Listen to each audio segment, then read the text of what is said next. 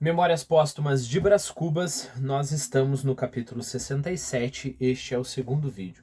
Este é um mero vídeo de digressão, nós vamos falar um pouco sobre o bairro da Gamboa e talvez rever um pouquinho das reflexões que a gente teve no vídeo passado. Então, se você não estiver interessado, pule para o próximo vídeo, a leitura continua lá. Bom, então, primeiro de tudo, eu acho interessante você saber o que é Gamboa, porque você vai encontrar o bairro da Gamboa no Rio de Janeiro, eu acho que em São Paulo tem, lá pro Nordeste vão ter mais bairros da Gamboa, né? Então, Gamboa pode ser um tipo de marmelo, né, que é o marmelo da árvore chamada gamboeiro, mas o que na verdade nos interessa aqui é que Gamboa é um pequeno esteiro, ou seja, um trecho de rio ou mar, né? Então, o mar entra, né, e você tem ali um lugar onde que os navios ou os barcos, né, podem aportar. A gente já vai ver por que isso é importante em um momento, né? Mas vamos lá, eu tenho algumas notinhas aqui sobre o bairro da Gamboa no Rio de Janeiro, né? Então, ele foi dos séculos lá, dos séculos 18 até o século 19, metade do século 19, ele foi um bairro, o bairro preferido, um dos bairros preferidos da aristocracia, né? Por quê? Porque você está falando de um bairro bem próximo ao mar, né? Quer dizer, de frente para o mar, né? Então, é de se entender que o bairro da Gamboa seja importante, né? Mas, e a propósito, é no bairro da Gamboa que fica o Morro da Providência. Lembre-se que o Morro da Providência nada mais é que o Morro do Livramento, que é onde o Machado de Assis nasceu, né? Nasceu e cresceu, né? No Morro do Livramento, né? No Morro da Providência. Bom, o que acontece? Bom, eu já converso sobre um mapa, mas o que acontece conforme o século XIX vai avançando? Conforme o século XIX vai avançando, as coisas vão ficando... o bairro vai decaindo, né? Vai decaindo porque... bom, primeiro você vai ter esses diversos comércios ali.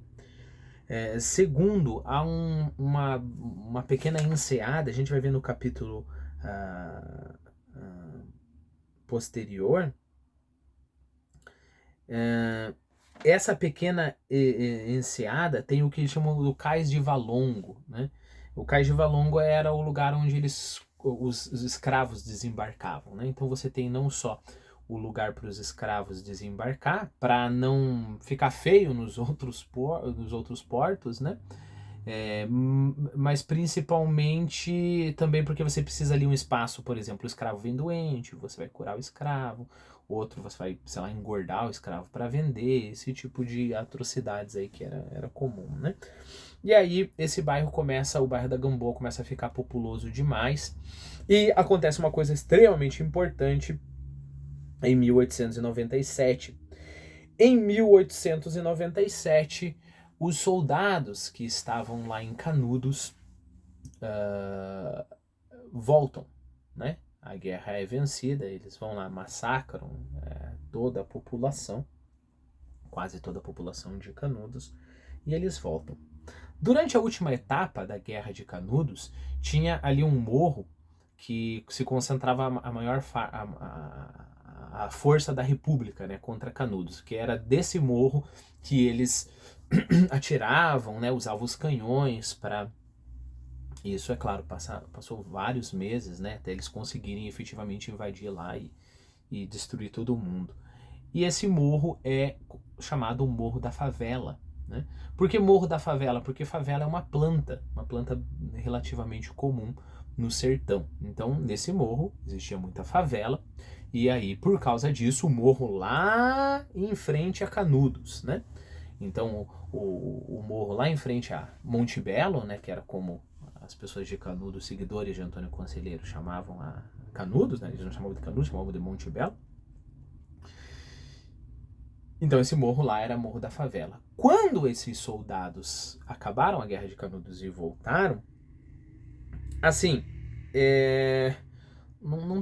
não foram recebidos como os grandes heróis da pátria, como aqueles que salvaram o dia e merecem grandes recompensas, né? Eles não tinham nem onde morar. Então o que aconteceu? O Morro da Providência, da Providência já nesse tempo, já tinha decaído bastante, então já tinha diversas pessoas fazendo casinhas, e esses soldados, eles pediram permissão, ou ganharam a permissão de fazer as suas casinhas lá, né? Os caras não tinham dinheiro, os caras não tinham nada. Então eles subiram esse morro, o Morro da Providência, e construíram as suas casinhas, e eles falavam que este morro, né, se parecia muito com o Morro da Favela. E aí nós temos a palavra favela, né? Favela se referindo à planta lá do Morro da Favela em Canudos, e eles transferiram o nome para cá, né? E aí, é claro, eles pegaram lá o que eles poderiam pegar, subiram o morro e começaram a construir as casas deles. Uma outra coisa que contribuiu para esse processo foi em 1883 nós temos a higienização dos cortiços. Se você lê o cortiço, você vai ver que o cortiço no final do livro, o cortiço do João Romão, ele começa a se modernizar ali, né? Ele começa a ficar uma coisa mais de classe, assim, né? E tem um outro cortiço, se eu não me engano, é o Cabeça de Gato. Eu posso estar errado, mas eu acho que não. Que é o cortiço de baixíssima classe, né? Você tem aqueles cubículos, muita gente ali, né? E aí o que aconteceu em 1883? Primeiro, o prefeito Barata Ribeiro e depois o Pereira Passos fizeram esse processo de higienizar. Então, eles simplesmente desapropriaram todas esses grandes casarões, essas grandes construções, construíram uma avenida no meio, e aí as pessoas que estavam naquela classe social não tinham o que fazer. E aí o que aconteceu? Muitas dessas pessoas começaram a subir os morros, né? Subiram os morros e lá, pegando o resto de construção, o que quer que eles conseguissem encontrar, né? Resto da destruição dos próprios cortiços, começaram a construir as suas casinhas. E aí a gente tem gente indo para o Morro da Providência, que até hoje é chamado Morro da Providência, né? Mas aí vai ser conhecido popularmente como Morro da Favela, né? E para outros morros também. E aí a gente começa, bom, se tem uma favela aqui no Morro da Providência, por mais que no outro morro não esteja um soldado de Canudos, por analogia, porque é a mesma classe social, etc., a gente começa a chamar de favela, né? A gente tem todas essas favelas aí. Outra coisa, se você entrar no Google Image, não, no Google Maps, e eu aconselho você a fazer isso, entra lá no Google Maps, você vai ver que o bairro da Gamboa já não é mais próximo ao mar, sendo que se você vê umas regiões, umas fotos dessa região no século XIX, você tem o morro e o mar, né? É que como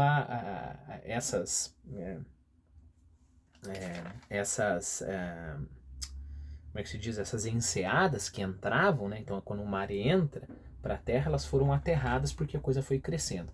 E daí, é claro, agora se você entrar no Google Maps, você lá tem o porto e tudo mais, então eles foram construindo, né? Avançando a terra para o mar. Mas ainda tá lá umas 5, 6 quadras, mais ou menos, eu acho, do mar, né? Um pouquinho mais, talvez, né? Bom, é claro que na nossa narrativa o bairro da Gamboa ainda é esse bairro assim de bom gosto, né? Você tinha muitas, se eu não me engano, muitos ingleses, né? Que para ajudar no comércio e tudo mais, eles têm ali as suas casinhas, né? Os seus casões. Então isso é importante. Bom, deixa eu ver se eu tenho mais alguma coisa para falar para você. Não, eu acho que não. Sobre, pelo menos, as anotações que eu fiz aqui. Então, se você entrar no Google Maps, você vai ver o seguinte: você vai ver o Morro da Providência, você vai ver, te dando assim uma visão geral do bairro da Gamboa, né? Você vai ver o Morro da Providência aqui, você vai ver próximo, algumas quadras, o Cais de Valongo. Eu vou falar agora, mas depois a gente revê isso, né? O Cais de Valongo, como eu já falei, é aquele cais onde os escravos eram recebidos. Mas esse cais tinha se perdido durante o século XX, né? Tinha sido aterrado tudo ali, e como eu falei para você, a terra avançou em direção ao mar.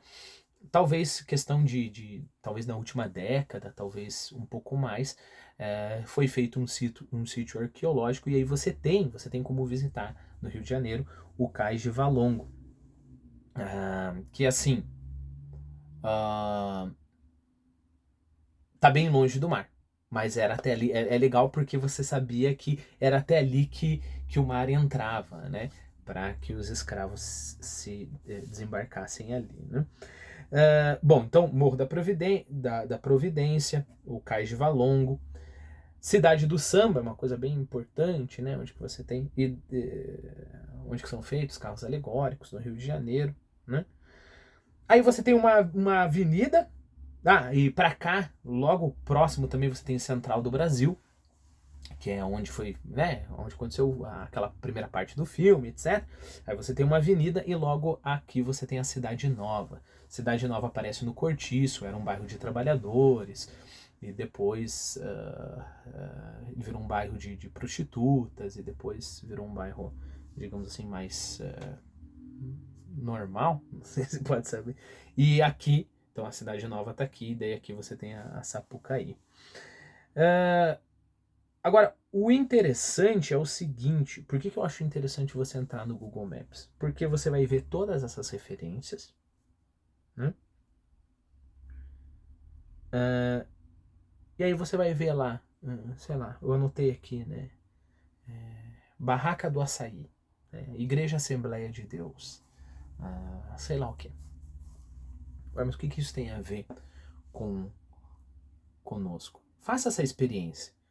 Tente retomar os lugares da narrativa e encontrar no mapa. Então você pode entrar no Street View, então você vê lá o sítio arqueológico do Cais de Valongo, e você vê o Morro da Providência, sabe que Machado de Assis nasceu lá.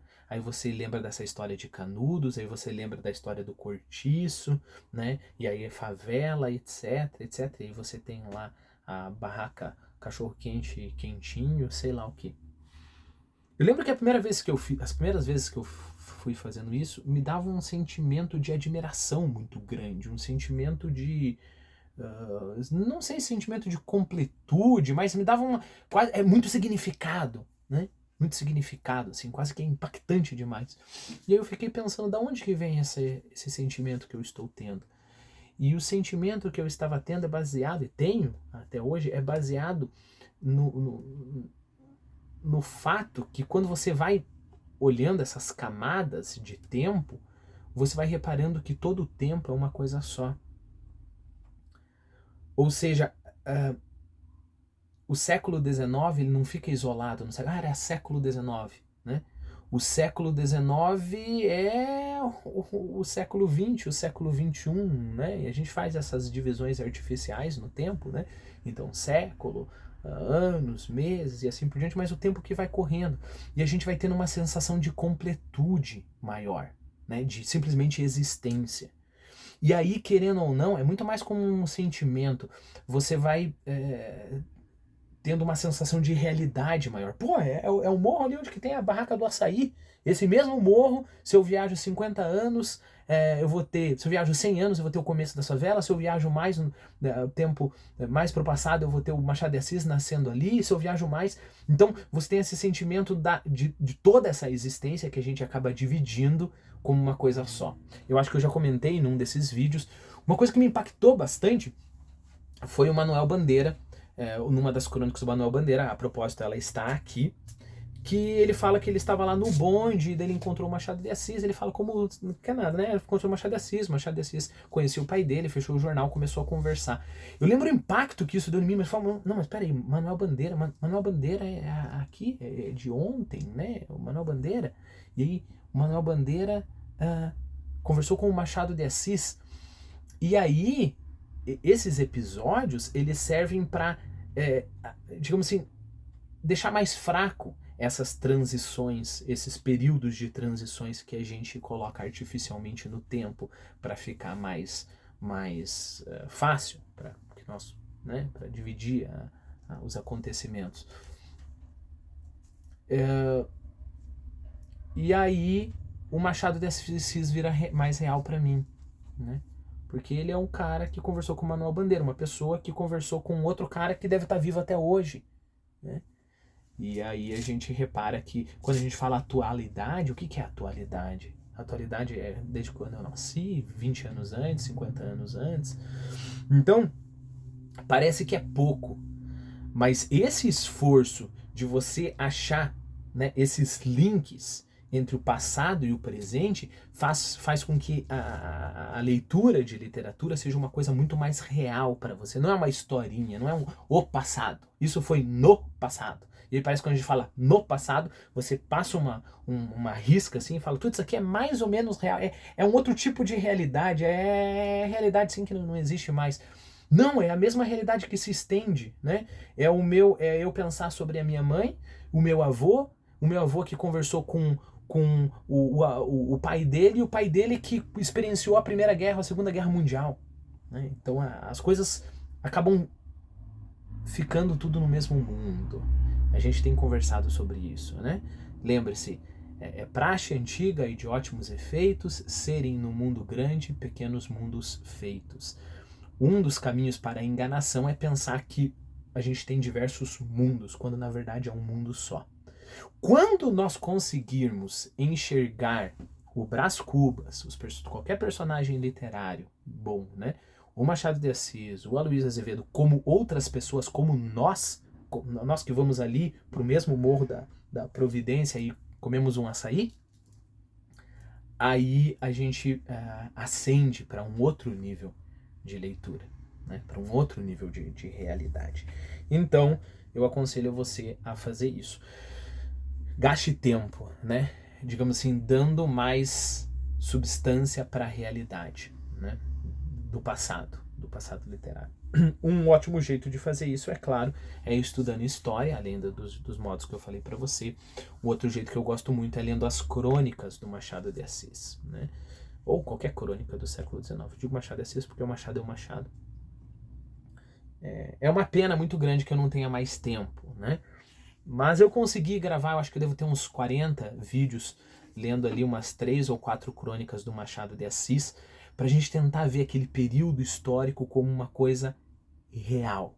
Mergulhar naquilo ali. Não é um livro de história que tá filtrando aquilo e tá dando toda uma realidade que pro Machado de Assis era toda rica e presente, tá dando aquilo como se fosse uma lista de acontecimentos, né? Não, é a realidade ali. Então, vale a pena gastar tempo explorando os velhos jornais, né? Então, tá lá a listinha, se você quiser. Se não conseguir encontrar, comenta aí que eu posto na descrição do vídeo, eu posto o link. Mas é fácil, entra nas playlists, tem lá Crônicas de Machado de Assis. Só mais uma observação, um outro caso que chamou bastante atenção. O Manuel Bandeira também fala sobre a mãe dele, né? E aí ele encontra nos velhos caderninhos da mãe dele uma lista de compra. E tá lá, 10 galinhas, não sei quantos mil réis, bolachinhas, não sei quantos réis, né? E, novamente, a gente está falando da mãe dele que viveu ainda no tempo dos reis, dos velhos reis ainda do Império, e como que isso, né, como que ela está nesse espaço de transição, ok? Quer ver que é legal? É legal estudar o período, por exemplo, em que o Império Romano acabou de cair ou está caindo, né? Porque geralmente pensa o Império Romano, a Idade Média, tem tudo diferente. E a gente não se toca, por exemplo, que quando o Império Romano caiu, sei lá, Roma caiu, né? Roma foi invadida. A gente tinha ainda diversas províncias desses grandes senhores de terras, que são senhores romanos. E esses caras continuam ali até o século 7, 8, e o sistema de educação morre e não morre, e isso tudo se continua, é tudo muito mais fluido, não é? A história não é feita de grandes cortes. É claro que às vezes tem coisas que cortam, traumatizam a história, né? Como a Revolução Francesa. Você chega lá e mata toda uma geração de elite, né? Ou, sei lá, os massacres comunistas, nazistas, esse tipo de coisa. Mas, via de regra, até nas destruições dos impérios e tudo mais, as coisas vão continuando. Então, encontrar esses períodos de passagem faz nos lembrar que essas coisas estão na mesma realidade. Né? Bom, deixa eu ver se... Aí eu coloquei aqui a unidade moral de todas as coisas pela exclusão das que me eram contrárias. Ou seja, fazer no mundo grande, nos mundos pequenos, a gente já conversou sobre isso. Então vamos ao capítulo 68.